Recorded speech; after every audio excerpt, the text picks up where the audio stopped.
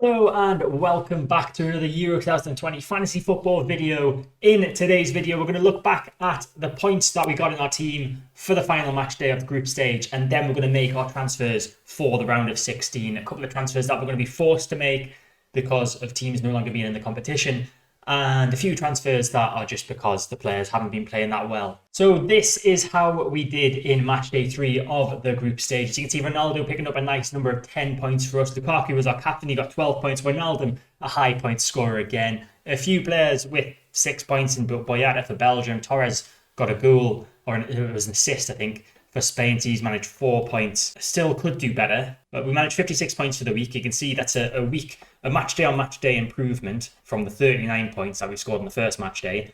But it's now time to make some transfers. So you can see there's just the one player that we're going to be forced to remove. That's Andy Robertson, because Scotland have been eliminated from the competition. But there are some other players that I just want to remove because I don't see them advancing past this stage of the competition. So we'll take out Robertson. We're also going to take out Olsen as our number one goalkeeper because I think Sweden are going to get knocked out this round. Vaslik's going as well because I don't see Czech Republic getting past this round. The two Belgian defenders, they're out the door too because I think Portugal are going to beat Belgium. Weghorst, I can probably get a better striker than him. Kimmich, do we keep Kimmich? We're definitely getting rid of Hernandez because he's played pretty poorly for France so far this tournament. I think we can do better than Calvin Phillips as well. I'm happy enough with the other three in midfield, and Pau Torres for now. Lukaku, decent as well. I think we'll get rid of Kimmich. So we'll start off making our changes. Didn't mean to click on him. With the goalkeeper position. And I'm quite tempted for this stage of the competition at least to get in Danny Ward of Wales and Stekelenburg of Holland. Stekelenburg's been the number one keeper for Holland so far this tournament, or Netherlands so far this tournament. And he's probably going to remain that way. Ward's been scoring the similar amount of points as him, as you can see here.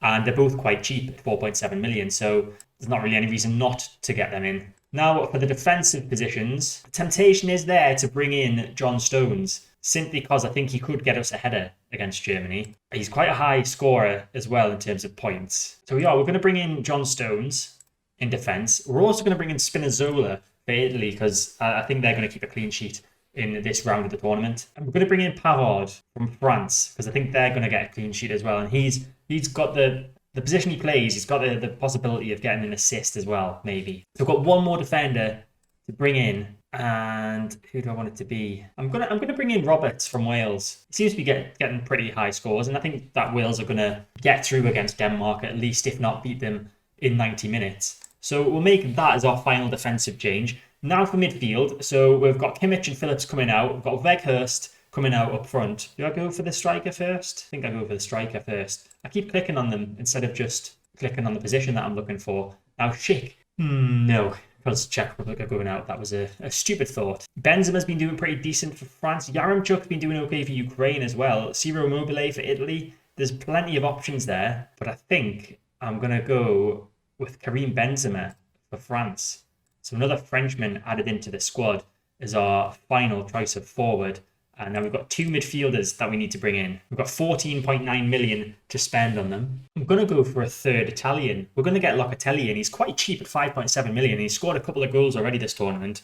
So I think he's a good option to transfer in. And then the final sign-in, we've got 9.2 million to spend. And we're going to spend 8.6 million of that on Jota. So that is the final change made. This is the team that's going to hopefully get us some more points heading into the round of 16. So 9 transfers made, and we'll do the subs so that the players who are playing first are going to be in the first team like we normally do. So we've brought Roberts, Jota and Ronaldo into the provisional starting 11. We're going to make Locatelli the captain rather than Berardi as well for Italy. They, as I've predicted, I've got them to win 2-0 against Austria. So hopefully he can get himself on the score sheet.